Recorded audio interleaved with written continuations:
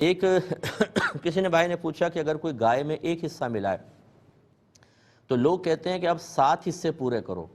یعنی ایک حصہ آپ نے ایک سال ملایا تو اگلے سال پھر ایک اور حصہ ملاؤ، پھر تیسرے سال حصہ، اس طرح 7 حصے پورے کریں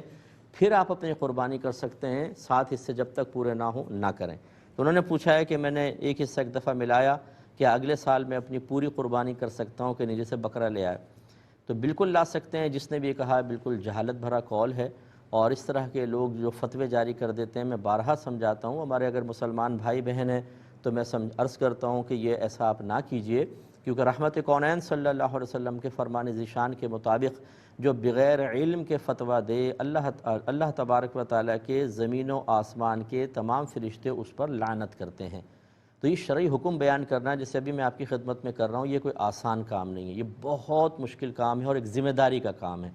اللہ تعالیٰ ہمیں اغلاط سے محفوظ فرمائے، لیکن پھر بھی میں آپ کو عرض کر دوں کہ اگر ہم سے کوئی خطا ہوتی ہے نا بیان میں تو ہماری خطا کو معاف کیا جائے گا، لیکن ایک جاہل آدمی اگر خطا کرے گا تو اس کی سخت گرفت ہوگی، کیونکہ وہ اس کا اہل نہیں تھا۔ اہل سے غلطی ہو جاتی ہے، شرعی لحاظ سے معاف ہوتا ہے، لیکن جبکہ جان بوجھ کر نہ ہو۔ جس نے ایسا کہا اگر وہ سن رہا ہو تو وہ بھی سمجھ لیں کہ جب ہم گائے میں ایک حصہ ملاتے ہیں یہ ہر حصہ اس کا ایک مستقل قربانی ہوتی ہے، پوری قربانی۔